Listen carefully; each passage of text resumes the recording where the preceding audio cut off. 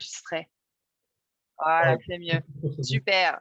Donc, bienvenue, Festival du Solstice, deuxième édition. C'est parti. Le deuxième webinaire de la journée, de la deuxième journée avec Roméo Cournal. Donc, tout est possible, c'est bien là le problème. Le deuxième loi spirituelle, Oui. ce que tu as dit, parce qu'on allait faire on avait fait la première loi l'année dernière. Oui. Vous pouvez d'ailleurs tout revisionner sur la chaîne YouTube du Festival du Solstice. Toutes les vidéos Oui, sont là. Voilà. Eh bien, bah écoute, je te laisse te présenter, hein. C'est parti pour 1h30. Alors, pour les personnes qui ne me connaissent pas, je suis Roméo Gournal. Alors, je suis coach de vie, je suis formateur spécialisé en neurosciences appliquées. Je suis également praticien en thérapie brève. Alors, ma spécialité, ce sont les relations humaines, particulièrement lorsqu'elles ne fonctionnent pas, lorsqu'elles dysfonctionnent. Donc, je suis donc spécialiste des relations toxiques. J'interviens donc auprès des personnes qui sont en situation relationnelle difficile, tant dans leur sphère personnelle, donc familiale, parentale, amoureuse, mais aussi professionnelle. Donc, les situations donc, de relations toxiques, comme on dit, et de burn-out, d'épuisement professionnel, etc. Dans, dans, dans un cadre général, je dirais que je suis spécialisé dans tout ce qui fait sens. En réalité, ma grande question, justement, c'est qu'est-ce qui fait sens, en fait. Et du coup, il est important pour moi, justement, de comprendre ce qui fait sens. Alors, donc, aujourd'hui, nous allons voir, j'ai appelé cette conférence «Tout est possible et c'est bien là le problème». Pourquoi je l'ai appelé comme ça? Parce qu'effectivement, lors du précédent festival du solstice, nous avons vu la première loi spirituelle. Alors je me suis dit: «Ben tiens, on va faire un truc sympa, on va faire le tour des lois spirituelles», il y en a 7 et particulièrement, j'ai pris, le parti en fait de visiter, de revisiter en fait les lois des extrêmes orientaux, les Mahorais particulièrement. Et donc l'année dernière, on a vu la première des lois, le Ike, c'est-à-dire le monde est exactement tel que tu le perçois. La deuxième loi est un peu le pendant de la première, et c'est le Kala, donc tout est possible. Il n'y a pas de limite. Et justement, pourquoi est-ce que j'ai choisi d'appeler cette conférence «Il n'y a pas de limite» et c'est bien là le problème, c'est parce que j'ai remarqué, alors ça fait un moment que je l'ai vu, mais j'ai remarqué un regain, si vous voulez, de de de discours dans le développement personnel et dans le développement spirituel, de discours qui me paraissent un peu particuliers, en fait, qui me paraissent même, contradictoires. Hem, on vous promet effectivement la vie sans limite, on vous promet de vivre de façon illimitée. Il y a un livre, bien connu qui s'appelle «Pouvoir illimité». Effectivement, je regardais récemment, je suis tombé récemment sur une image alors qui a fait le tour du web depuis un moment, mais qui est aujourd'hui utilisée par des personnes en image d'illustration de personnes qui proposent des stages de développement personnel et même des stages de développement spirituel. C'est, cette fameuse image en fait où vous avez un chaton qui se regarde dans un miroir et il voit, un lion.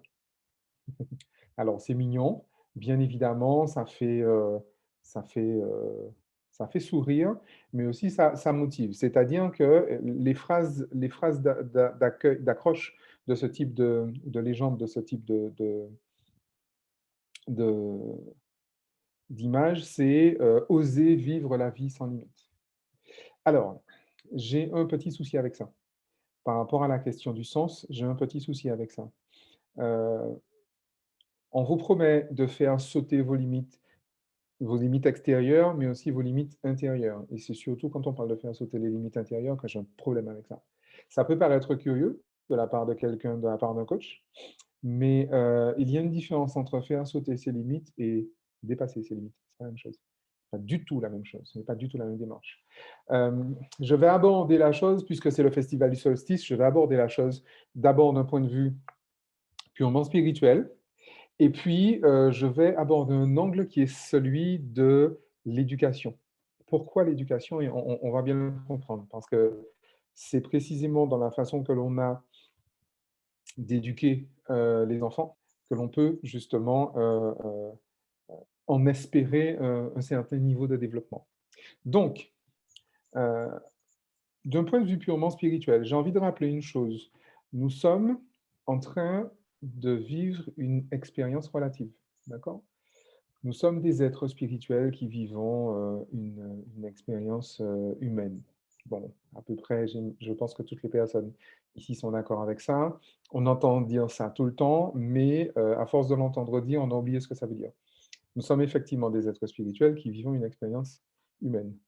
Je vais faire à nouveau référence aux spiritualités des civilisations anciennes. Les Kamites, par exemple, disent, il n'y a pas que, il y en a plein, je crois que je l'ai entendu dire dans à peu près toutes les civilisations, dans toutes les spiritualités du monde, Dieu s'ennuie tout seul, et comme il s'ennuie tout seul, il décide de s'amuser. Alors, vous aurez repéré l'anthropomorphisme, Dieu s'ennuie tout seul. Comment est-ce que Dieu peut s'ennuyer tout seul? Ça veut dire quoi, Dieu s'ennuie tout seul? Dans l'état absolu, en fait, dans l'éternel instant présent, tout est vécu au même moment. D'accord? Les bouddhistes disent le tout est le rien est le tout. Tout est vécu, toutes les expériences sont toutes vécues au même moment. L'amour, la haine, la joie, la tristesse, le désespoir, l'espoir, enfin tout est vécu au même moment. Le chaud, le froid, le très très très très chaud, le très très très très très froid. D'accord? Tout ça est vécu au même moment. Ce qui fait qu'en réalité, toutes les expériences s'annulent. Et donc, en réalité, à vivre toutes les expériences au même moment, on ne vit absolument aucune expérience. D'accord? Le tout et le rien. D'accord? Sauf que, du coup, pour faire l'expérience du chaud, lorsqu'on fait l'expérience du chaud et du froid en même temps, on ne fait aucune expérience. Mais du coup, comment je vais faire pour faire l'expérience du chaud? Comment je fais pour faire l'expérience du froid? Je vais inventer un truc qu'on appelle, enfin, je vais réduire finalement le champ d'information. On dit que la conscience universelle, c'est le champ d'information. Le champ quantique, c'est un champ d'information où tout est. Donc le chaud et le froid, et au même moment. Le temps et l'absence de temps. Et donc, du coup, le principe, c'est que on va donc réduire la voilure, on va réduire le taux d'information, et donc on va s'incarner dans une expérience qui est relative. Et donc, on va entrer dans ce qu'on appelle le temps. Puisque comment est-ce que je peux faire l'expérience du chaud, comment est-ce que je peux faire l'expérience du froid, en me mettant l'illusion du temps entre les deux. Comme ça, je peux avoir un chaud aujourd'hui ou maintenant et avoir un froid tout à l'heure. Ben, comme ça, je sais ce qu'est faire l'expérience du chaud et je sais ce qu'est l'expérience du froid. Je fais l'expérience de l'amour aujourd'hui, je fais l'expérience de la haine demain, je fais l'expérience de la joie, de la jouissance maintenant, je fais l'expérience de la souffrance tout à l'heure. D'accord? Et en réalité, c'est l'essence même de l'expérience humaine. Et c'est la raison pour laquelle je dis que chercher à vivre sans limite, c'est déjà nier et renier son désir d'incarnation. Donc, si vous vous demandez pourquoi est-ce que tout le monde parle d'ancrage, d'ancrage, d'ancrage tout le temps, c'est parce que le meilleur moyen de vous désancrer, c'est justement de chercher euh, c'est de nier en fait votre incarnation en cherchant à vivre le tout. D'accord? Vous ne pouvez pas être ancré dans le tout, puisque dans le tout, vous êtes à la fois ancré et désancré. D'accord?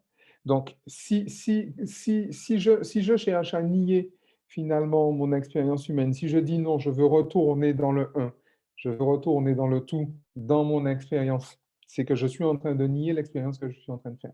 D'accord? Et le plus grave dans l'histoire, c'est que ça se pose sur un dégoût de soi. Et j'ai bien dit un dégoût de soi, un dégoût inconscient de soi. Je ne suis pas content de qui je suis, je veux devenir quelqu'un d'autre. D'accord? Je ne suis pas content d'être malade, je veux devenir en bonne santé. Je ne suis pas content d'être blessé, je veux guérir. Je ne suis pas content d'avoir un chagrin d'amour, je veux arrêter mon chagrin d'amour, je veux arrêter de souffrir. Je ne suis pas content de souffrir, je veux jouir. Je ne suis pas content de jouir, je veux arrêter de jouir. Enfin bref, c'est un bordel sans nom. Et du coup, tout ça se pose sur une insatisfaction qui, en réalité, est une négation de l'expérience humaine. Donc, un rejet de son incarnation. Et donc, un désancrage absolu. Par nature, un désancrage absolu. Et du coup, si je me dis que, bon, j'ai effectivement des limites, c'est-à-dire que quand on arrive dans l'incarnation, on arrive dans l'espace, donc un cadre, et on arrive dans le temps. Donc, on a 1 an, puis on a 2 ans, puis on a 3 ans, puis on a 4 ans, etc., etc. On est à un endroit, puis à un autre endroit, puis un autre endroit. Moi qui suis un digital nomade, vous avez dû remarquer que je suis dans une chambre d'hôtel. Parce que je suis un digital nomade, j'adore voyager. Et c'est comme ça que ma vie et ma vie personnelle et ma vie professionnelle s'articulent autour de ça. D'accord? Aujourd'hui, je suis à Paris, demain, je suis à Fort-de-France. En fin de semaine, je suis à Pointe-à-Pitre. Donc, le principe, et il y a 2 semaines, j'étais en Tunisie. Donc, le principe, il est que je suis à un endroit et pas à un autre. D'accord? Donc, quand je choisis d'aller à un endroit, je choisis de ne pas aller à un autre, même si je ne le fais pas consciemment. Vous allez me dire, ouais, mais tu vas à Fort-de-France. Ouais, je vais à Fort-de-France. Donc, je choisis de ne pas aller à Pointe-à-Pitre. Je choisis de ne pas aller à Port-au-Prince. Je choisis de ne pas aller à New York, puisque c'est à Fort-de-France que je vais. D'accord? Et donc, du coup, j'ai un cadre. Alors, ce qui est important dans l'histoire, et la première des choses qu'il est important de se rappeler, c'est que ce qui nous limite, c'est également ce qui nous identifie. D'accord? Je prends un exemple simple. Vous êtes, par exemple, je vous ai dit, je suis dans une chambre d'hôtel, ça se voit. Comment est-ce que je sais que je suis dans cette chambre-là et pas dans la chambre d'à côté? Qu'est-ce qui me rend certain d'être ici dans la chambre 230 et pas dans la chambre 231? Alors, c'est écrit sur la porte, c'est vrai, la porte est déjà une limite, mais en plus, il y a des murs. Il y a un mur ici, il y a un mur là-bas. Et donc, du coup, derrière le mur, c'est la chambre 231. Ici, c'est la chambre 230. Et derrière l'autre mur, c'est la chambre 229. OK? Ce qui signifie quoi?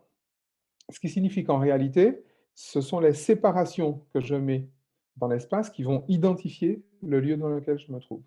Qu'est-ce qui me dit que qu'est-ce qui me distingue de l'extérieur, du monde extérieur? Ma peau. Ma peau. Je ne sais plus qui c'est qui disait la différence entre entre un homme vivant et un homme mort, c'est que l'homme vivant, il a tout son sang à l'intérieur, et l'homme mort, il a son sang à l'extérieur. Voilà. Par exemple, c'est une façon de voir les choses. Donc, le principe, il est là. Ce qui me limite, m'identifie. Pourquoi j'ai mis une limite dans mon jardin? C'est parce que de l'autre côté de la clôture, il y a le jardin du voisin. D'accord? Et donc, du coup, c'est la clôture qui dit, ça c'est chez moi, ça c'est chez lui. Et donc, vous comprenez l'intérêt, voire la nécessité, dans le cadre de l'expérience humaine, de fixer en fait des limites. D'accord? Si je vais à un endroit un peu plus biologique, puisque bon, je suis neuroscientifique, je vous l'ai dit, au niveau du cerveau. Les êtres humains sont donc des êtres spirituels qui vivent une expérience d'incarnation, une expérience relative. Et tous les êtres humains ont un cerveau. Alors, vous savez que j'adore dire la phrase que je vais dire, donc je vais la dire avec le même plaisir. Tous les êtres humains ont un cerveau, même si pour certains, on peut en douter. Mais pourtant, tous les êtres humains ont bel et bien un cerveau, et tout ce qu'ils font, ils le font avec leur cerveau. À quoi sert un cerveau? Le cerveau, ça sert à maintenir en vie le corps dans lequel il se trouve. Il sert à ça, il ne sert à rien d'autre que ça. Le cerveau, comment il fait ça? Le cerveau, c'est une machine, en fait, à concevoir la partie. La partie. Qui dit la partie, dit qu'il y a un intérieur et un extérieur, puisque c'est une partie. Quelle que soit la partie de temps, la partie d'espace, la partie de matière, la partie de relation, la partie, si vous voulez, intérieur et extérieur. Puisque une partie, qui dit une partie, dit qu'il y a à l'intérieur de la partie, l'extérieur de la partie. D'accord? Donc, il y a une limite à la partie. Or, un cerveau, ça sert à concevoir la partie. Le cerveau ne peut concevoir la partie. Le cerveau, c'est une machine à réduire l'information. C'est d'ailleurs la raison pour laquelle vous avez entendu dire qu'on capte 4 milliards d'informations à la seconde, mais qu'on est conscient de 4000 informations à la seconde. Où sont passés les 4 milliards moins 4000 restants? Ils sont passés où? Le cerveau les traite. Effectivement, nous sommes conscients de 5% de ce qui nous entoure. D'accord? Donc, ce qui signifie déjà une première chose, c'est que nous n'avons aucune idée de ce qu'est le monde. Personne, ni vous, ni moi, ni personne n'a idée de ce qu'est le monde. Personne. Parce que personne n'y a accès, parce que tout le monde a un cerveau. Okay? Le cerveau, ça ne sert pas à percevoir le monde, le cerveau, ça sert à interpréter le monde. Parce que si vous voyez quelque chose, et que ne serait-ce que par rapport à l'aspect quantitatif, vous voyez des choses et vous n'êtes conscient que de 5% de ce que vous voyez, vous avez forcément une interprétation. Forcément. Parce que quel 5% je vais choisir? C'est ça le plan. Quel 5% je vais voir? Qu'est-ce qui fait que je vais regarder ici, je vais voir effectivement je sais pas, je vois un avion, je vois des voitures. D'accord. Quelqu'un d'autre va se mettre là, il verra des choses que je n'ai pas vues, et moi, je verrai des choses qu'il n'a pas vues. Comment ça se fait? D'accord. Si vous voulez, regardez le truc. Pour les personnes qui s'y connaissent en cinéma, vous savez que lorsque vous voulez faire un reportage, lorsque vous voulez faire un documentaire, lorsque vous voulez faire un film, vous filmez. Vous filmez ce qu'on appelle des rushs. Donc, vous pouvez avoir 10 heures de rush et pour faire un film de 1 heure. D'accord? Vous avez 10 heures de rush pour faire un documentaire, disons, de 52 minutes. Mais vous avez 10 heures de rush. Les 10 heures que vous avez filmées, en fait, dans les 10 heures que vous avez filmées, vous allez prendre 52 minutes qui vont raconter une histoire. Ce qui signifie que vous auriez pris 50 autres 2 minutes que vous auriez agencé autrement, vous auriez raconté une autre histoire. D'accord? Et vous pouvez même raconter une histoire qui est contraire à celle que quelqu'un d'autre a racontée avec les mêmes 10 heures de rush. Dans votre vie, c'est pareil. Regardez votre vie. Imaginez que vous avez 50 ans. Vous avez 50 années de rush derrière vous. De quoi est-ce que vous vous souvenez? Vous vous souvenez de vos 50 dernières années? Vous voulez me faire croire que quelqu'un se souvient de ces 50 dernières années? À quel moment? 50 ans, vous savez ce que ça fait? 50 multiplié par 12 mois, 50 multiplié par 52 semaines, il y a des gens qui se souviennent de ça? Il n'y a personne qui se souvient de ça. Pourquoi? Parce qu'on a un cerveau. Et un cerveau, il est là pour concevoir la partie. D'accord? Alors, juste pour vous amuser, 52 semaines multipliées par 50 années, ça fait 2600 semaines. OK? Dans chaque semaine, il y a 7 jours. 2600 semaines multipliées par 7, 18 200 jours. Dans une journée, il y a 24 heures, d'accord? Donc 18 200 multiplié par 24. Ça commence à devenir vertigineux, mais je le fais volontairement. 436 800 heures, d'accord? Dans chaque heure, il y a 60 minutes, d'accord? Donc je multiplie ça par 60. Et si vous commencez à avoir mal à la tête, c'est normal, hein, parce que vous avez un cerveau qui est fait pour réduire l'information, pas pour la multiplier. 26 206 000 minutes. 26 206 000 minutes. On peut multiplier ça par 60, hein, comme ça on aura les secondes, etc. etc. Okay.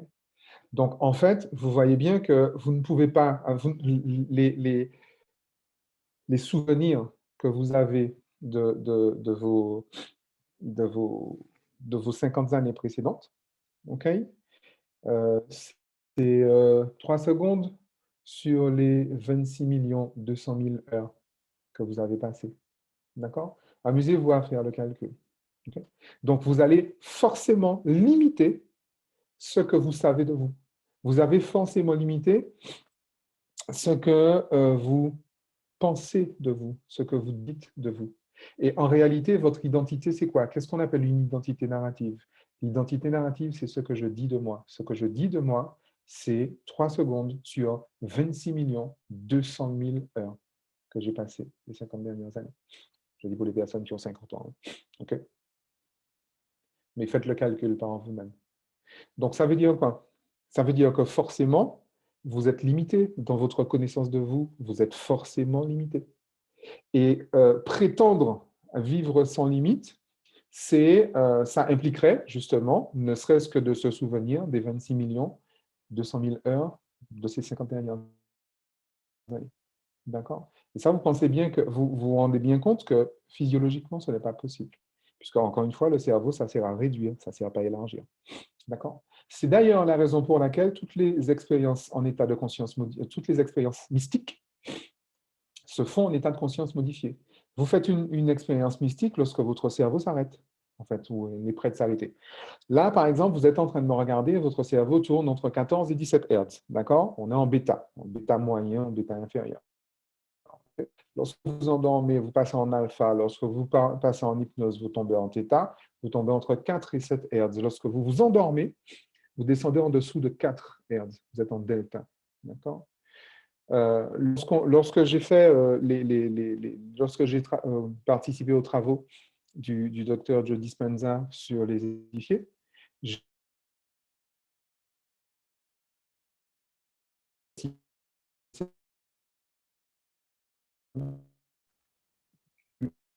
Roméo, je t'entends plus. Alors, je ne sais pas si les participants vous l'entendez, mais on entend très saccadé. En tout cas, moi, je ne t'entends pas correctement à ce moment-là.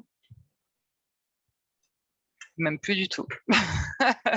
Je suis d'accord. Ah,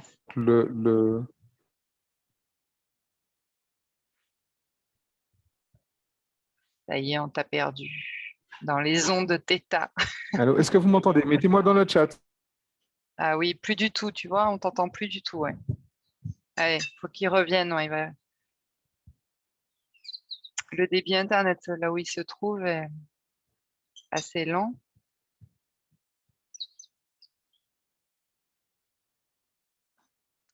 Ah, moi je le voyais. Vous l'entendiez toujours? Alors il n'y avait que moi qui l'entendais pas très bien.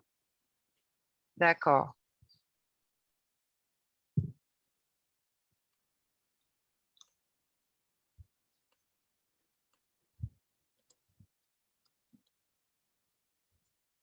Plus rien. Oui, tu es de retour. Oui, est-ce que tu m'entends? Est-ce que Oui, tu mais peux du coup rallumer la vidéo? j'essaye. Je ne trouve pas. J'ai eu effectivement une coupure de Zoom, ça a coupé. Alors, je sais pas. Ah oui, d'accord.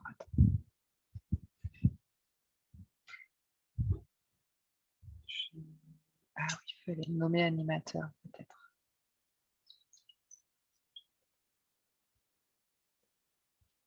Ça fonctionne comme ça? Oui.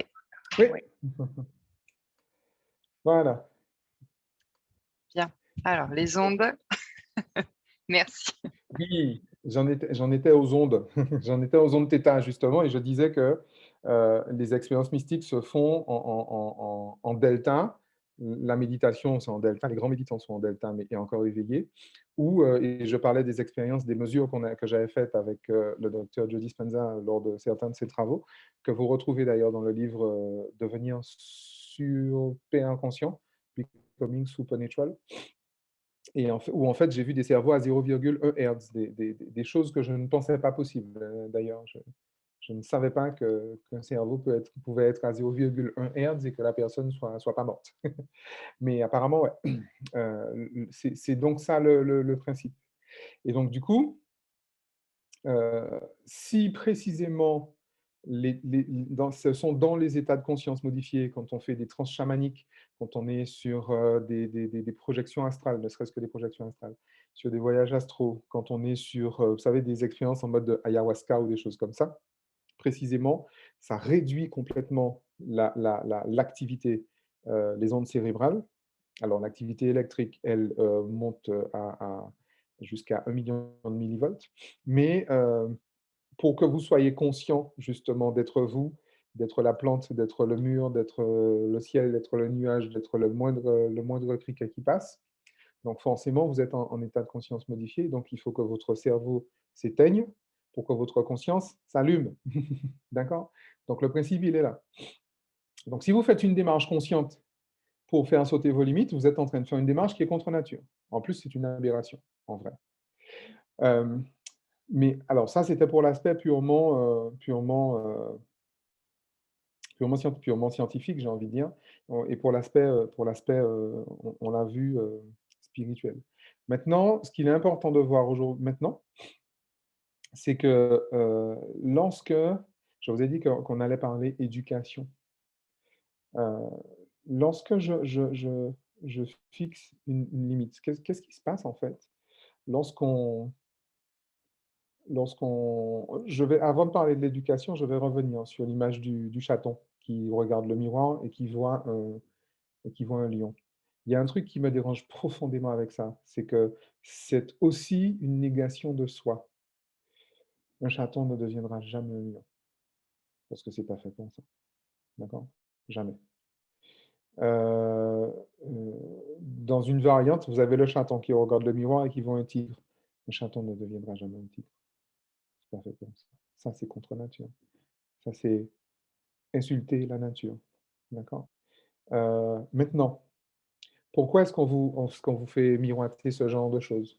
Parce qu'on vous dit, écoute, tu es un petit, alors déjà, tu es un petit, tu es une merde, tu n'es rien du tout, et il faut que tu deviennes un lion. Pourquoi est-ce qu'il faut que tu deviennes un lion? Pourquoi? Les lions, ça vit où? Ça vit dans la jungle. C'est cette vie-là que vous avez envie d'avoir? Vous êtes certain de ça? Vous êtes certain que c'est cette vie-là que vous avez envie d'avoir?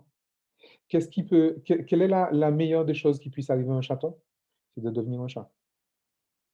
D'accord? Pas un lion, pas un tigre. Ok. Donc, et regardez bien qu'en fait, lorsqu'on vous propose finalement de faire sauter vos limites, on est en train de vous dire qui tu es ne suffit pas. Qui tu es, en fait, on est en train d'amenuiser le peu d'estime de vous qu'il vous reste, en fait, en vrai. Parce que si vous êtes sensible à ce genre d'image, c'est que vous avez peu d'estime de vous-même. Certainement inconsciemment, mais c'est que vous vous prenez pour une sous-merde. Alors, ne soyez pas surpris de vivre autant de difficultés. Ne soyez pas surpris de vivre des relations toxiques. Ne soyez pas surpris d'avoir autant d'ennemis autour de vous. Parce que, en fait, en vrai, la moindre des choses qui puisse vous arriver si vous vous prenez pour une serpillière, c'est qu'on vous marche dessus. Parce qu'une serpillière, ça sert à ça. Et même si vous n'êtes pas au courant, c'est ce que vous faites. D'accord? Et si vous vous prenez pour une serpillière, consciemment ou inconsciemment, je serai le premier à vous marcher sur la tête. Parce que c'est ça à quoi ça sert une serpillière. D'accord?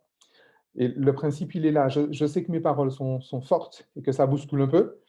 Euh, Surtout dans un festival du solstice qui, justement, se veut spirituel. Parce qu'en réalité, la spiritualité, c'est ça. C'est pas un truc de blagueur, en fait. C'est pas un truc de beau gosse. C'est un truc de gens conscients. C'est pas un truc où on s'amuse, en fait. Ouais. Je Enfin, on peut rajoute, s'amuser, mais on fait le bon usage de son âme. Vas-y. je rajoute que c'est pas un truc de perché non plus.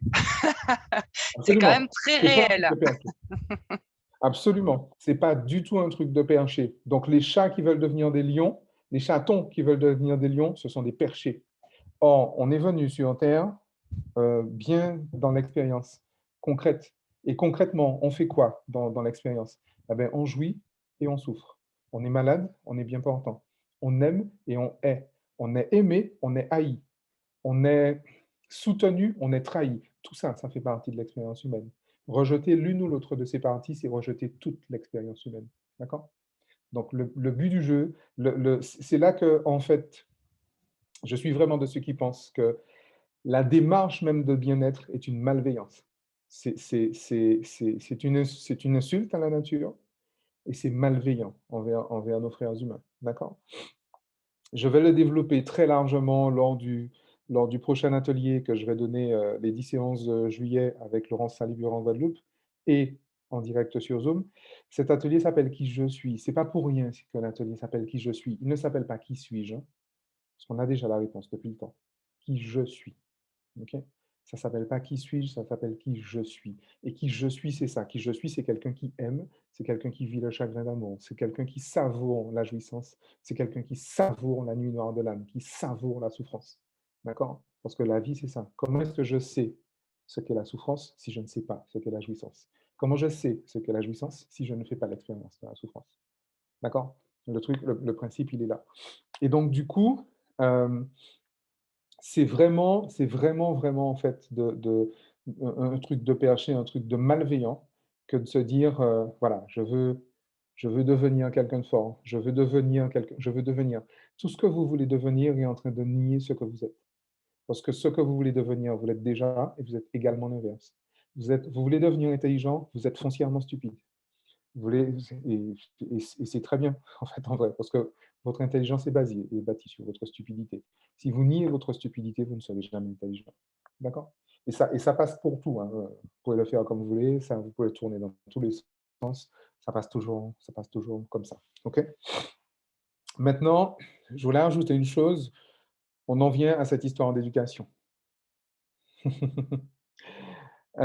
Lorsque j'ai commencé ma carrière il y a plus de 20 ans, il y a 2 choses qui m'ont, mais passionné très, très vite. C'était le deuil et le profil des tueurs en série. Chacun ses chacun ses passions. Il y a 2 types, en fait, d'humains qui sont très, très pédagogiques. Ce sont les artistes et les tueurs en série. Alors, il se trouve que tous les tueurs en série ont le même profil psychologique. C'est marrant. Ce profil psychologique, on appelle ça l'enfant roi. C'est quoi un enfant roi? Alors, attention, je n'ai pas dit que tous les enfants rois sont des tueurs en série. J'ai dit que tous les tueurs en série sont des enfants rois. Je le répète une deuxième fois, tous les tueurs en série sont des enfants rois, ce qui ne signifie pas que tous les enfants rois sont des tueurs en série. Allez, je le dis une troisième fois pour l'ancrage. Tous les tueurs en série sont des enfants rois, ce qui ne signifie pas que tous les enfants rois sont des tueurs en série. D'accord? Mais je sais que pour certains, ça n'aura pas suffi. Mais tant pis pour eux. Le fait est que, c'est quoi un enfant roi? Vous savez, l'enfant roi, c'est celui à qui on dit tout est possible. Ça vous rappelle quelque chose? Il est là le problème. Quand vous dites à un enfant tout est possible, il fait quoi? Il fait rien. Vous savez, cette semaine encore, j'étais à Paris, enfin j'y suis encore jusqu'à demain, et j'ai rencontré une accompagnée qui a fait le voyage depuis Montréal quand même. Bravo. Comme quoi, quand on est motivé, on est motivé. Et, et elle me dit, et j'ai adoré en fait dans son discours, dans à peu près tout ce qu'elle m'a dit en 3 heures, parce que du coup on est allé dîner, on a échangé, etc. J'ai retenu une phrase. Comme moi, en 3 heures, j'ai retenu une phrase. Euh, Tout m'était permis, donc je n'ai rien fait. Tout m'était permis, donc je n'ai rien fait. D'accord? Euh, Lorsque vous dites à un enfant tout est possible, il reste là, il fait rien. Et il y a toute une génération de gens, des jeunes comme ça, qu'on a beau critiquer, hein. On a beau jeu de les critiquer, mais l'état dans lequel ils sont, c'est aux adultes, hein, qu'on le doit. Parce qu'on leur a dit tout est possible. OK, bon, maintenant que tout est possible, qu'est-ce que je fais? Ben rien. Lorsque vous dites à quelqu'un tout est possible, alors forcément, vous lui mettez une limite. Ne te fais pas mal. Ne fais pas de mal aux autres. Ne te fais pas mal. Ne meurs pas. Mais en dehors de ça, tout est possible. Et en fait, on se pense être bon parent en disant, voilà, moi j'ai vécu la restriction, j'ai vécu la guerre, j'ai vécu, mes parents étaient des connards qui m'ont fait chier toute ma vie, qui me disaient tout le temps non, non, non, non, non. Donc moi, comme mes parents m'ont trop privé, donc du coup, moi je ne veux pas que mes enfants vivent ce que mes parents m'ont fait vivre, donc pour mes enfants, tout est possible. Ok, donc que va faire l'enfant? Vous avez remarqué que lorsque vous dites à un enfant ne va pas là, la première chose qu'il fait, c'est d'y aller. Pourquoi? Vous avez remarqué que tous les êtres humains sont comme ça? Pourquoi?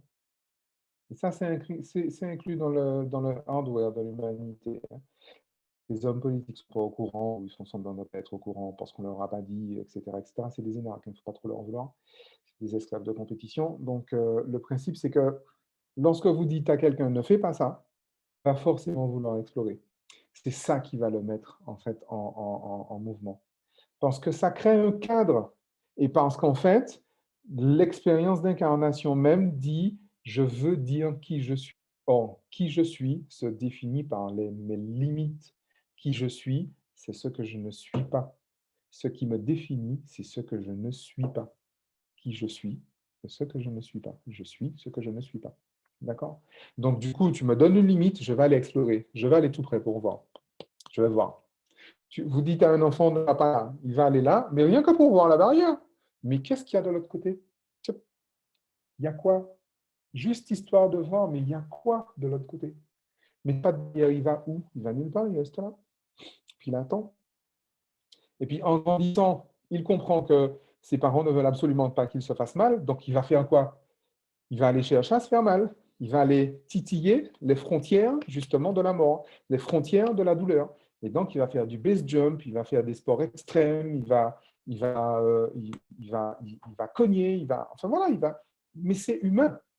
Et vous ne pouvez pas en vouloir à l'enfant de faire ça. Vous ne pouvez en vouloir qu'aux parents qui ont été suffisamment stupides pour dire à l'enfant, tu n'as pas de limite, en fait, en vrai. C'est ça le truc. Et en fait, qu'est-ce qu'on recommande? Alors, là, vous avez bien compris que le grand drame, en fait, lorsque vous, parents, vous dites à vos enfants tout est possible et qu'ils vont aller justement titiller le fond de la mort, c'est que vous, mais ça vous fait péter un câble, en fait, en vrai.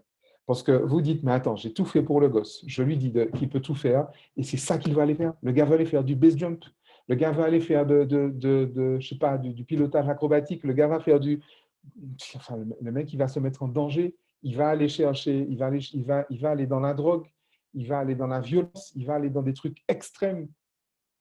Bah oui, tu ne lui as pas donné de limite. Donc, il est allé dans les limites naturelles. Donc, il va là où il peut aller, en vrai. Et le principe, c'est que ce qu'on recommande, en fait, aux parents éveillés, c'est de donner des limites, mais des limites factices, en fait, aux enfants. Mais c'est surtout pour eux qu'on fait ça. Parce que si je dis à mon enfant, écoute, ne va pas là, ne dépasse pas ça, bien évidemment qu'il va aller. Et puis il va faire semblant il va regarder si vous veillez, puis il va regarder, et comme tous les parents, vous allez dire, tu crois que je ne t'ai pas vu? Mais non, monsieur, non, non, j'ai rien fait. Non, c'est pas moi. Non, c'est pas moi. Et alors, pour peu qu'il ait un petit frère, non, c'est pas moi, c'est lui. Ou qu'il ait une petite sœur, non, c'est pas moi, c'est elle. D'accord? Et ça se passe comme ça, mais vous savez qu'en fait, il n'y a pas de danger derrière cette limite. Donc, du coup, lorsque l'enfant va aller sauter la barrière, vous n'êtes pas en danger. Vous allez le rappeler à l'ordre en disant, je t'ai dit de ne pas aller là. Pourquoi tu y es allé? Ben, je ne sais pas. Je ne sais pas. C'est ces tripes qui m'ont fait faire ça. Mais encore une fois, les adultes, ça fonctionne pareil. Ça fonctionne exactement pareil. Si vous pensez, si vous vous croyez supérieur à des enfants, détrompez-vous. D'accord? Il n'y a pas beaucoup d'adultes sur Terre. Il y en a très peu. Il y en a très peu. Le fait est que si vous-même, en fait, vous utilisez ces choses, j'ai envie de dire, un peu factices, précisément, ça vous apaise et ça apprend en réalité à vos enfants à passer les barrières. Parce qu'en réalité, effectivement, dans la vie, ils auront à passer des barrières. Oui, ils auront à le faire. Pas à faire sauter les barrières, mais à eux-mêmes passer les barrières. D'accord? Je crois que c'est à la fin de ma conférence dernière du solstice que j'ai dit cette phrase que j'aime beaucoup. Si ton ennemi le marche au pied de ton trône, pourquoi veux-tu t'en débarrasser? Si tes limites sont les échelles de ton progrès, de ton élévation, pourquoi tu veux te débarrasser de tes limites? Ça sert à quoi? J'ai envie de dire un mot derrière, mais ce serait un gros mot. D'accord? Ça sert à quoi? Vous avez compris le mot. Ça sert à quoi? Pourquoi tu veux faire sauter tes limites? C'est pas ton histoire.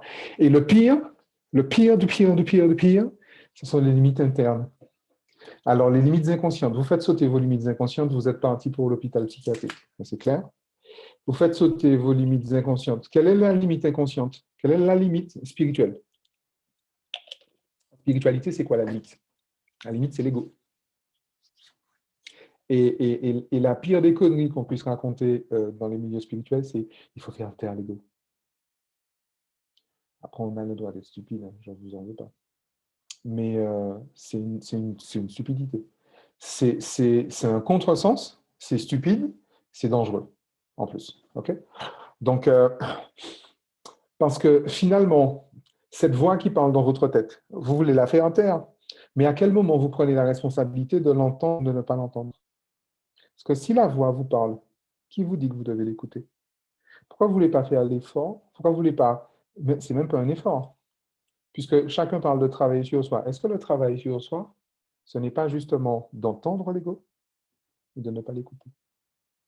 Parce que si vous entendez l'ego, vous savez, finalement, vous connaissez la limite. Vous connaissez le côté, vous connaissez l'intérieur, vous connaissez l'extérieur, vous connaissez l'intérieur, parce que vous avez repéré l'ego. Pourquoi vous voulez faire taire l'ego? C'est quoi cette connerie? C'est quoi cette idée saugrenue? D'accord? Donc, le principe, c'est que si, plutôt que de chercher à vous sortir d'une situation, comprenez-la. Je suis en train de finir un cycle de formation qui a duré toute une année pour un groupe de thérapeutes et de médecins sur le neuro-émotionnel, la libération émotionnelle. Et la troisième formation a été ouverte à plus largement sur la thérapie neuronale. Et en fait, en vrai, le plus gros écueil finalement que l'on a lorsque l'on est médecin, lorsque l'on est thérapeute, lorsque l'on est accompagnant, quoi que ce soit, c'est qu'on veut combattre la maladie. C'est une immense connerie de combattre la maladie. Parce que si vous la compreniez, la maladie, quand vous comprenez une maladie, quand vous savez, quand vous connaissez tous les tenants et les aboutissants, et particulièrement au niveau neuro-émotionnel, vous n'avez aucune envie de la combattre. Hein, parce que vous vous rendez bien compte que ce n'est pas la maladie, votre ennemi. En fait, en vrai, la maladie est une limite, est une compensation déjà symbolique à la base, mais l'expérience même de la maladie déjà est une expérience humaine. Hein. Les malades sont des êtres humains, comme tous les autres. Et ce ne sont que des êtres humains. Les bien portants sont des êtres humains, comme tous les autres. Et ce ne sont que des êtres humains. Et le principe, c'est qu'une fois que vous comprenez les tenants et les aboutissants, vous savez, moi j'en arrive à être émerveillé quand je vois, il y a des gens qui me disent, ouais, mais comment, quand je prends l'exemple de mes propres parents, de ma propre mère qui est décédée récemment de la maladie d'Alzheimer, et des années avant, je savais qu'elle aurait développé un Alzheimer et je savais quand est-ce qu'elle l'aurait fait, en vrai. Sauf que pour éviter ça, il faut que la personne aille elle-même retrouver ses anciens démons, retrouver ses placards, vider ses placards, voilà, tous les fantômes qui sont dans les placards, tous les cadavres qui sont, toute la poussière qu'on a laissée qu'on a soigneusement rangée sous le tapis. Il faut aller à l'intérieur pour voir. Et si tu ne veux pas aller à l'intérieur pour voir, la nature, dans son immense générosité, va te servir une maladie, va te servir une allergie, va te servir une compulsion, va te servir une inhibition, va te servir un suremploi, une obésité, va te servir une relation toxique, va te servir ton PN préféré sur un plateau d'argent, va te servir le burn-out, va te servir la nuit noire de l'âme, simplement pour compenser le vide que tu crées toi-même, en fait, en vrai. Mais une fois que tu comprends ça, le simple fait que tu aies mis de la conscience là où tu n'avais pas, tu arrives à un stade où tu te dis, où tu en arrives finalement à choisir. Au fait, je fais quoi? Je guéris ou je reste malade? Et là, tu choisis de guérir. Et une fois que tu as choisi de guérir, tu es guéri. Ce n'est pas que tu vas guérir, c'est que tu l'es. Mais choisir, c'est-à-dire que les deux sont possibles. Je peux rester malade, mais je peux guérir. Ok, c'est cool. Je fais un choix. D'accord? Donc, je prends volontairement des exemples extrêmes et je touche volontairement à la question de l'intégrité physique parce que c'est pour que vous reteniez en fait l'histoire. Mais en fait, en vrai, quand vous regardez les relations toxiques, il s'agit de la même chose. Il s'agit exactement de la même chose. En vrai. Je vous ai dit, ma spécialité, c'est ça. La perversion narcissique, je trouve ça fabuleux comme schéma relationnel. C'est extraordinaire. Une fois que vous avez compris ça, mais vous-même, c'est une école de vie. Si vous apprenez à regarder le miroir en quel autre, là, vous apprenez, vous découvrez vous. Une fois que vous découvrez qui vous êtes, Vous faites le choix de qui vous voulez être au moment présent. Et c'est ça, en fait, la liberté. Vous contrôlez finalement, vous maîtrisez votre état interne. Votre état interne, vous maîtrisez votre vie lorsque votre état interne est indépendant de ce que vous vivez à l'extérieur, de ce qui se joue à l'extérieur de vous. Et c'est là, en fait, qui est tout le sens, finalement, de la vie, à mon sens, justement. C'est comme ça, en fait, que je le perçois, et je trouve je trouve l'expérience hyper intéressante. Je trouve l'expérience, mais carrément abondante, en fait, en vrai, lorsqu'on est sur une démarche comme celle-là. Donc voilà. Ce que je vous invite à faire pour éviter les écueils de ces histoires de vie illimitées, connaissez vos limites, comprenez vos limites. Alors, effectivement, finalement, ce qui vous dérange dans la vie, ce n'est pas tant les limites que vous avez, c'est le fait que les limites que vous avez, vous ne les avez pas choisies, en vrai. Les limites que vous avez, les limites qui vous font souffrir sont celles qu'on choisit pour vous, les autorités qui sont à l'extérieur de vous. Les autorités parentales, les autorités éducatives, les autorités sociales, les autorités religieuses, les autorités académiques, les autorités commerciales, les autorités médiatiques. Et pour vous, mesdames, parce qu'on vous aime beaucoup, les autorités masculines. D'accord? D'ailleurs, pour les hommes aussi, hein, les autorités masculines.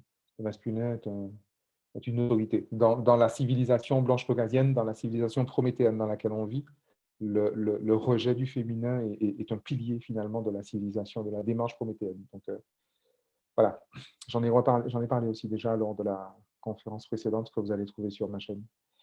Donc voilà, prenez vraiment le temps de connaître justement ces limites qu'on vous a données. Encore une fois, c'est tout le sens du travail d'accompagnement que je fais avec les personnes. Lorsque je rencontre quelqu'un, la première des choses que je fais avec lui, c'est découvre ton soi. Alors déjà, sois au courant que tu es un soi authentique et tu es un moi social. Tu crois être quelqu'un, mais ce n'est pas qui tu es. C'est un rôle que tu joues et qui est hérité justement de ton enfance, de tes 14 premières années de vie, parce que tu as des parents, parce que tu vis dans un groupe social qui est comme ça, parce que tu as grandi dans une civilisation où on a eu la mauvaise idée de donner une éducation aux enfants. Ben, tant pis pour toi. Hein. Après, c'est pas non plus un tort, bien au contraire, justement, puisque on nous a donné des limites. Et c'est ça qui est intéressant, parce que plus tu as de limites, plus finalement tu vas développer les ressources dont tu auras besoin pour passer les limites, pas pour les faire sauter.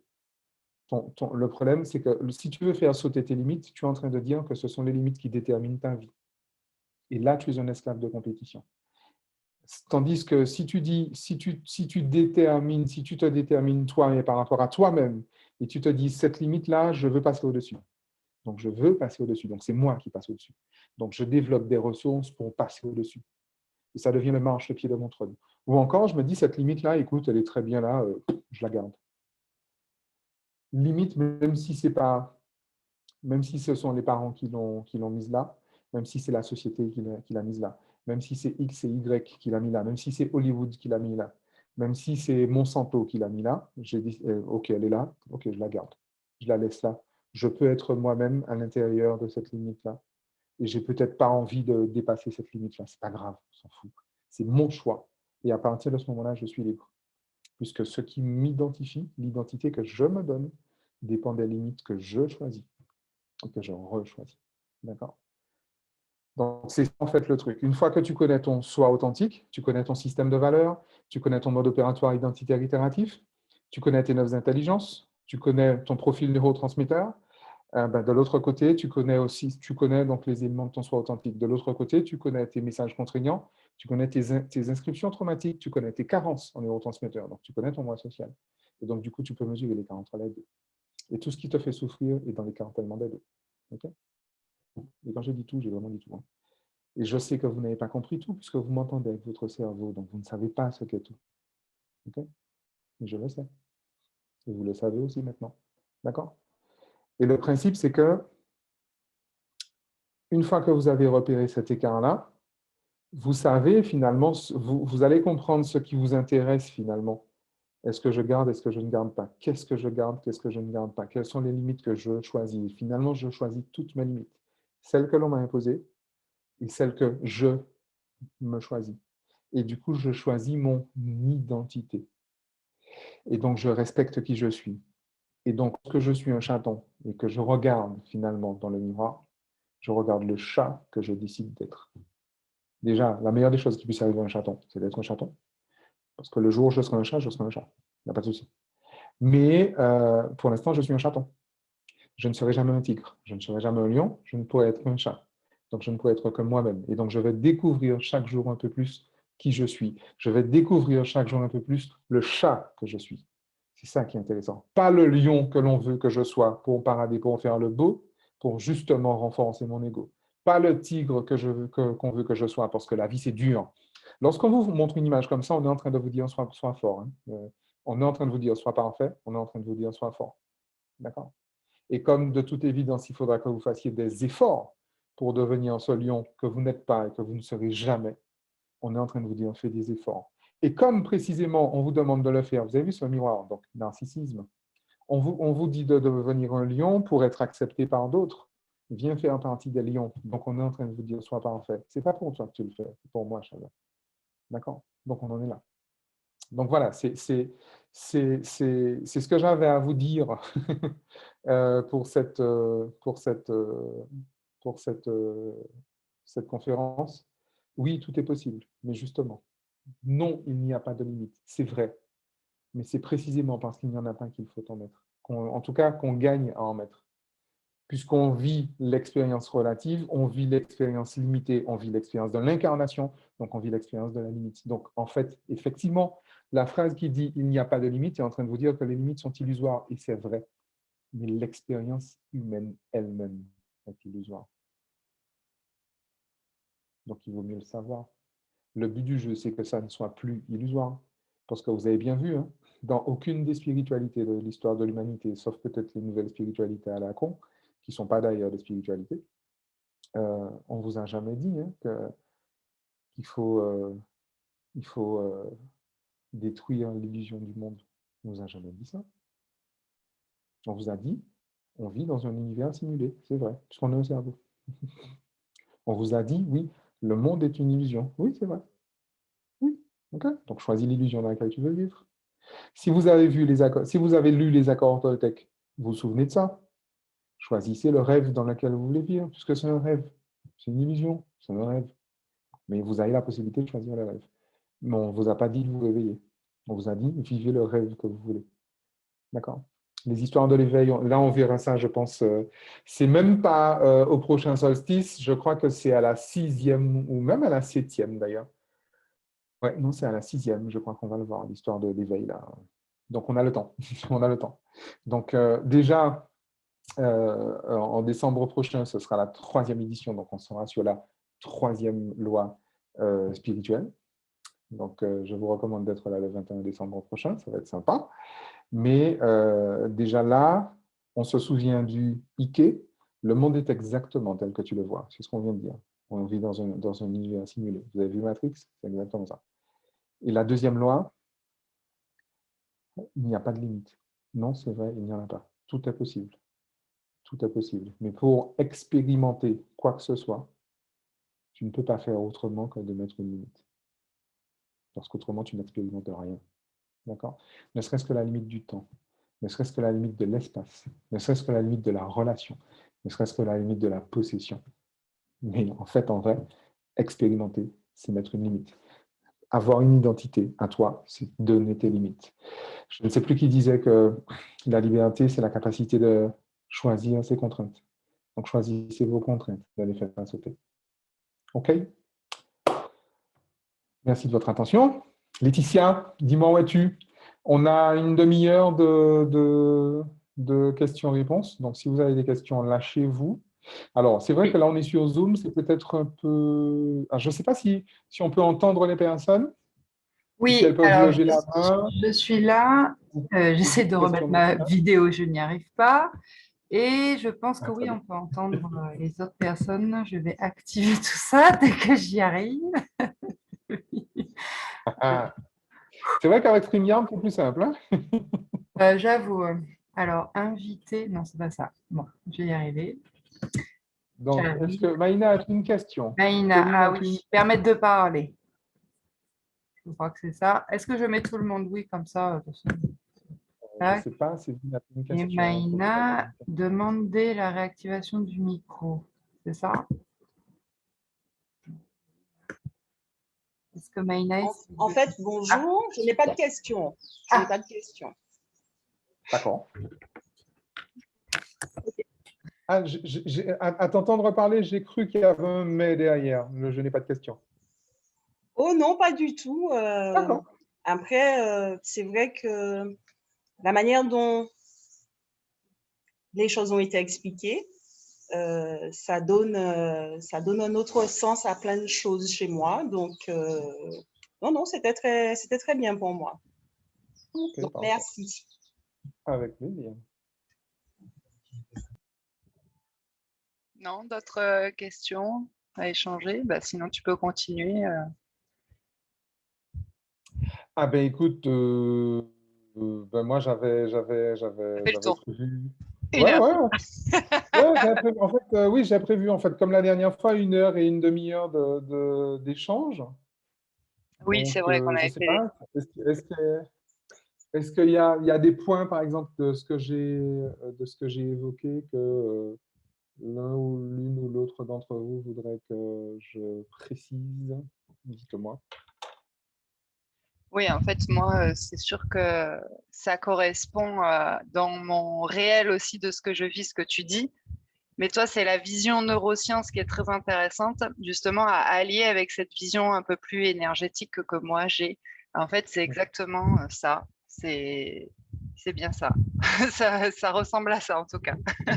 Et je crois que ça allait aussi. Le thème du festival cette année, c'est l'influence, Quels, l'impact de l'esprit sur le corps, quels sont les effets de votre mental sur votre corps? Bah oui. les effets du mental sur le corps. Mm. Alors, quels sont les effets euh, d'une personnalité, d'un chaton qui veut devenir un lion? Quels sont les effets euh, du mental, le mental de gagnant d'un chaton qui veut devenir un lion? Les effets, alors j'en ai parlé, du fait que ce soit parfait, euh, les personnes qui sont dans cette démarche-là deviennent ce que j'appelle des esclaves de compétition. C'est-à-dire qu'elles vont passer leur vie à chercher un maître. Elles vont passer leur vie à courir les gourous. Et le maître, tu sais, souvent le maître, c'est des personnes qui ne se posent même pas en maître. Hein. Le maître, ça peut être Beyoncé, parce qu'on se dit, ou Kim Kardashian, parce qu'on se dit que voilà, ou enfin tous les Hollywood, en fait. J'ai un collègue qui parle de Hollywood. Euh, parce qu'effectivement, on se dit que voilà, la vie devrait être comme ça. Je serai heureux le jour où j'aurai ma maison, le jour où j'aurai des enfants, où j'aurai un compagnon, où j'aurai, etc., etc. Le maître, ça peut être bien évidemment le maître religieux, parce que je veux ressembler à, je veux correspondre à ce qu'on me dit de la religion, que je sois chrétien, que je sois musulman, que je sois juif, que je sois bouddhiste, que je sois hindouiste, ce que vous voulez, hein, ou ce que je sois athée, n'importe quoi. Le maître, c'est finalement tout ce qui est extérieur à soi et auquel on s'identifie. Je suis parisien, je ne suis pas marseillais. Je suis marseillais, je ne suis pas parisien. Je suis français, je suis blanc, je suis noir, etc. Avec tout ce que ça. Je suis pro-palestinien, je suis pro-israélien. Toutes les faiblesses, toutes les médiocrités, en fait, auxquelles un être humain peut s'identifier, en fait, en vrai. Et je parle bien de médiocrité. Parce que s'identifier à un élément extérieur à soi, c'est forcément faire preuve de médiocrité. C'est la définition même de la médiocrité. Je suis martiniquais, je suis très fier d'être martiniquais, je suis hyper heureux. J'habite en Tunisie. D'accord. On est OK. Je vis dans le monde arabo-musulman. Je suis très à l'aise dans le monde judéo-chrétien. Je suis très à l'aise dans le monde confucéen. Tous mes amis bouddhistes vous diront que je suis un bouddhiste qui s'ignore. Et ils ont raison. Mais ce qui est marrant, c'est que les autres disent aussi la même chose. Hein. J'ai des amis hindouistes qui, eux, sont persuadés que je suis un hindouiste qui se cache. Même pas qui s'ignore, mais qui se cache. Ils ont raison. Que voulez que je vous dise? Donc, et forcément, s'identifier à quoi que ce soit d'extérieur à soi, je vous rappelle que votre corps est déjà à l'extérieur de vous. Hein. Je suis grand, je m'identifie à quelqu'un de grand. Je suis petit, je m'identifie à quelqu'un de petit. Je suis maigre, je m'identifie à quelqu'un de maigre. Je suis gros, je m'identifie à je suis gros, c'est pas beau. Ah, je suis mince, c'est beau, etc., etc. Okay. Tout ça, ça ne fait pas en fait ce qui vous êtes. C'est quelque chose que vous avez. Donc, j'ai effectivement des origines antillaises dont je suis très fier. Je ne suis pas antillais, je suis roméo, d'accord? J'ai une couleur de peau dont je suis particulièrement fier, mais je ne suis pas noir, j'ai la peau noire, d'accord? Je suis francophone d'origine, j'ai des origines francophones. Je ne suis pas francophone, c'est pas qui je suis, c'est quelque chose que j'ai, d'accord? Et certainement, ce sont des limites, effectivement, que j'ai choisies. Par exemple, j'ai choisi de faire tout mon travail en français, donc dans la sphère francophone. J'ai choisi cette limite-là, d'accord? Il y a une grande part de mon boulot que j'ai choisi, que je destine en fait aux afrodescendants, mais pas que. Mais pas que. J'ai choisi en fait ce cadre-là, ok? Du moment que vous vous identifiez à quelque chose qui est, euh, qui est extérieur à vous, vous créez l'adversité. D'accord? Vous créez ce qu'on appelle le mal. Du moment que vous cherchez à éradiquer le bien, fait plaisir, en fait, c'est ça. Hein, montre, fait plaisir, fais des choses bien. Fais des choses bien et ne fais pas les choses mal. Donc, du moment que tu crées un bien et un mal, et du moment que tu te positionnes en tant que bien et que tu veux éradiquer le mal, tu crées le mal absolu. Louis IX a fait exactement la même chose que Adolf Hitler. Révisez un peu vos histoires. Hein. Louis IX et Adolf Hitler. Louis IX, c'est Saint-Louis, hein, pour ceux qui ne suivent pas. On vit dans un pays où tous les jours, il y a des gens qui disent Saint-Louis, priez pour nous. On vit dans un pays où ces mêmes personnes y ont identifié Adolf Hitler comme étant le mal absolu. Regardez bien la gouvernance des deux et cherchez la différence. Cherchez. Vous allez chercher longtemps, mais cherchez la différence. Puis réfléchissez. D'accord? Quel est l'effet sur le corps? Donc les relations forcément toxiques. Ok? Vous ne pouvez pas avoir un fait plaisir fort et ne pas être dans une relation toxique. C'est juste pas possible. Vous ne pouvez pas plonger dans l'eau et rester sec. Vous ne pouvez pas avoir un fait plaisir fort et échapper à la relation toxique. C'est juste pas possible. Vous ne pouvez pas être dans un soi fort et échapper au stress chronique, échapper à l'inflammation, échapper à l'oxydation, au stress oxydatif, et donc échapper à la démyélinisation et échapper au risque d'AVC, au risque d'Alzheimer. Vous ne pouvez pas. La source, elle est là. Si vous voulez connaître l'effet de ce mental-là sur votre corps, c'est ça. Et c'est là que j'aime à rappeler que ce fameux coach que tout le monde connaît à travers le monde, vous ne l'avez jamais vu en fauteuil roulant, mais moi, je l'ai vu en fauteuil roulant. D'accord? Et quand je l'ai rencontré il y a 6 ans, je me suis dit, le mec, il va griller le système. Je ne sais pas quand, mais il va le griller. Il l'a grillé l'année dernière. Et c'est le gars qui se fait soigner parce qu'il est milliardaire. Il se fait enlever, il se fait ponctionner, prélever ses cellules souches. Ces cellules souches sont mises en culture et on les lui réinjecte. Comment est-ce que vous expliquez que, je prends l'exemple de ma grande-tante, le mec, il a 60 ans. Est-ce qu'il a 60 ans? Je ne suis pas sûr. Ma grande-tante, qui est décédée à 90 ans passés, elle grimpait aux arbres. Elle grimpait aux arbres. 86 ans, je l'ai vu grimper un arbre. Je suis incapable de grimper un cocotier. Elle grimpait les cocotiers, elle grimpait les manguiers, elle grimpait les arbres à pain, s'il te plaît. Vous avez vu un arbre à pain? Elle grimpait les arbres à pain. À 86 ans. Comment ça se fait que le mec à 60 ans, qui est soi-disant the master coach, hein, se retrouve à se faire prélever ses cellules souches, se les faire mettre en culture pour les réinjecter? Comment ça se fait? Comment ça se fait? Le mec qui est le chantre du healthy, du véganisme, ouais, d'accord, ok, mais comment ça se fait? Il est où le problème? Ben, il est là, en fait. L'effet de ce mental-là sur votre corps, c'est celui-là. D'accord? Ma grand-tante n'a jamais cherché à devenir autre chose que ce qu'elle était. Jamais. Jamais. Et elle est décédée très paisiblement à l'orée de ses 100 ans, au lendemain du jour où elle est allée danser dans un bal Titane. Parce elle sortait plus que moi. Je n'ai jamais compris ça. Au plus fort de ma jeunesse, et je suis encore un danseur, la dame sortait plus que moi. La dame dansait plus que moi, les gars. Attends. On réfléchit ou pas? Vous allez parler de quoi à cette personne-là? Vous allez lui parler d'une voiture, d'une Ferrari, d'une piscine? Vous allez lui parler de quoi? Elle a besoin de quoi dans sa vie, là? Puisqu'elle a trouvé qui elle est. Elle sait qui elle est et elle aime qui elle est. Vous allez lui parler de quoi? Elle veut devenir quoi? Kim Kardashian? C'est quoi? C'est quoi sa connerie, là?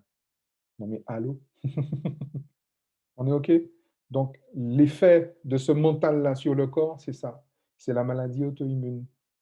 C'est le dérèglement hormonal, c'est le dérèglement, c'est le surpoids, c'est l'obésité, c'est l'AVC, c'est tout ce que vous pouvez imaginer comme ça. C'est ça que ça a comme conséquence.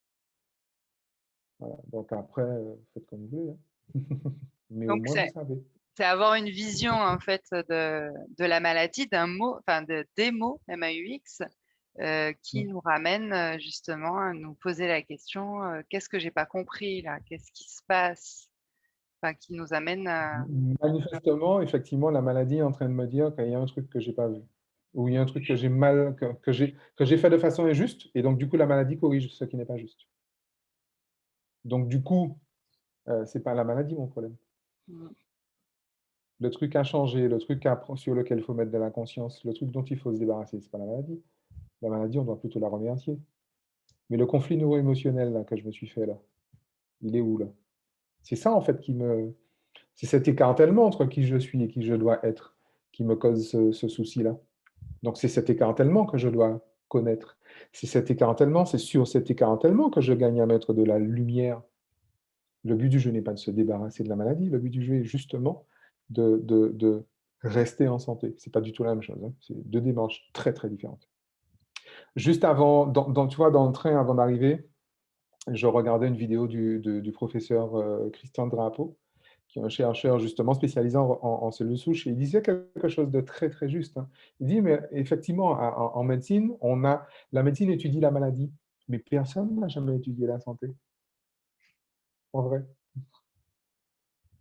C'est une chose est d'étudier la maladie, une autre est d'étudier la santé. C'est pas la même chose, hein.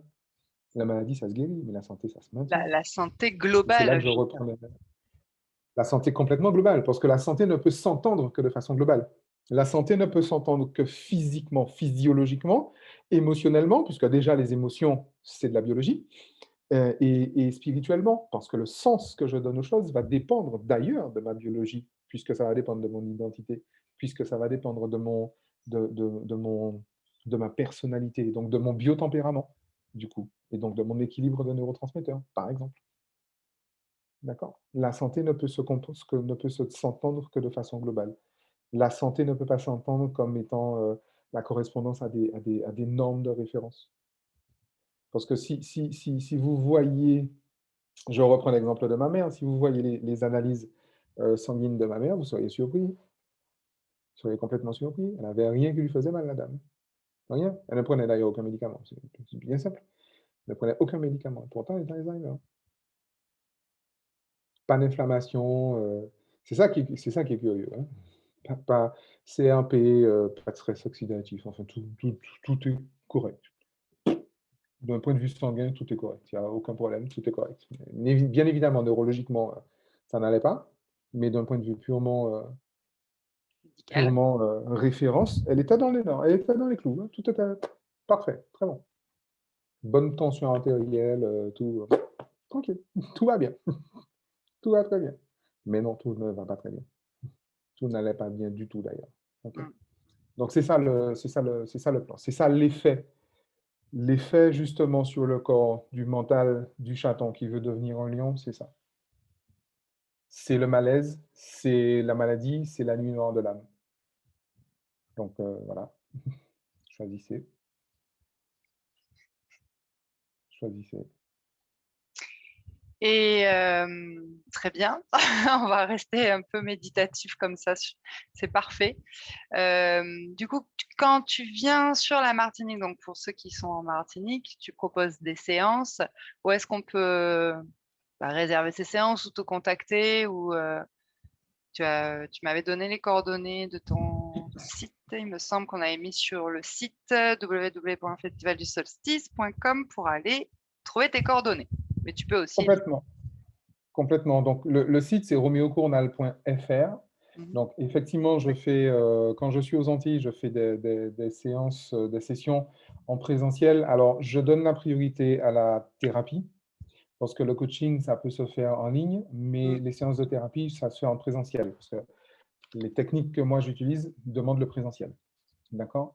Donc, je pratique beaucoup le GTS, c'est quelque chose qui y ressemble, enfin, la libération émotionnelle. Et effectivement, ça implique le présentiel.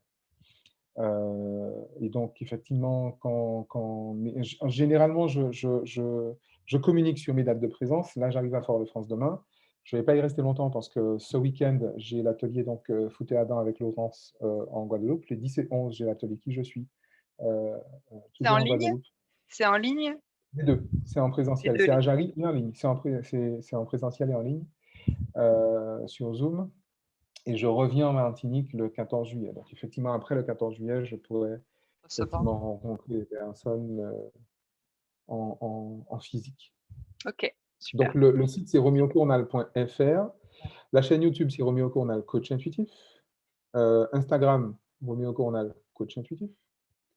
Et Facebook, Roméo Cournal, coach intuitif. Très bien. On peut faire un dernier petit mot pour clôturer. Donc, ce deuxième webinaire du Festival du Solstice de la deuxième journée. Merci encore à toi pour toujours accepter l'invitation. Et puis, on prend du plaisir en plus dans ce festival. Donc, je te laisse dire un Merci pour l'invitation encore. Et c'est avec grand plaisir que je serai le 21 décembre, du coup, pour la 3e édition. Hein? Oui, j'aime bien le « Ah, oui, on verra ». En tout cas, restez connectés, comme on dit, sur les réseaux du Festival du Solstice, voir s'il y aura un autre Festival du Solstice cette année en hiver ou l'année prochaine. Je ne sais pas ce qu'est fait demain, à voir, à suivre. En tout cas, merci pour les participants. Merci à ceux qui vont nous revoir en replay, parce que c'est vrai qu'aujourd'hui, c'est lundi, donc on travaille à l'école. Bon, voilà. Mais il y a le replay qui va arriver sur vos boîtes mail et vous pouvez revisionner ce live avec Roméo Cournal. Et puis, pour l'heure en suivant, on a 14 h chez nous et ça doit faire du 20 h chez vous. 20 h à Paris. À Paris pour suivre le webinaire de Sandra Vimont, québécoise, qui va nous parler du concept du supramental. Donc ça va être, ça va être, comme tu dis, ça va être excellent. Et en suivant, on a notre martiniquaise Aurore Larcher, qui est auteure et hypnothérapeute, aussi à 16 h. Tu la connais? Tu as déjà rencontré Aurore? Non, je ne l'ai pas rencontrée personnellement, encore. mais je vois ce qu'elle fait. Pas encore. Ouais, j'aurais beaucoup aimé d'ailleurs. Bon, et j'en profite d'ailleurs pour faire un gros big up à Gino. Ah oui, à Gino, oui. Le parrain. Le parrain du festival, oui. Que je ne l'ai pas vu depuis très, très, très longtemps. C'est vrai. Ouais, depuis les tout débuts, j'ai eu l'occasion de l'accompagner depuis le tout début de ses projets justement sportifs à l'époque, puisque voilà. Mais effectivement, il a bien les premiers bootcamps, je m'en souviens encore. Il a super bien développé son truc et c'est vraiment super sympa ce qu'il fait, quoi. Donc, big up à Gino. Je ne désespère pas de le voir lors de mon prochain passage en Martinique. Ah oui, puis il était aussi vraiment dans le thème, parce qu'il faut le savoir quand même, allier le sport, c'est plus que du mental, mais de l'esprit. Moi, je trouve ça assez incroyable. Et ce qu'il a véhiculé comme message, c'était hier. Il a ouvert le festival hier et c'était vraiment extraordinaire ce qu'il disait. Je ne voyais pas le sport en ce sens, donc bravo Gino. Ah ouais, non, mais c'est vrai. faut toute cette conscience du corps. Et puis, de toute façon, tous les thérapeutes, là, les auteurs et les conférenciers de ce festival se complètent complètement, parce que toi, tu viens voilà, aussi d'énoncer un concept qui rejoint Gino dans son sport. Bon, c'est super. Je vous dis à tout à l'heure à 14h ou à 20h pour le prochain webinaire ou sinon en replay. Merci Roméo. Bon voyage hein, et bonne arrivée chez nous, au pays, chez toi. Et au prochain festival. D'accord, c'est noté, c'est noté. Merci, à très vite, à bientôt. Amusez-vous bien.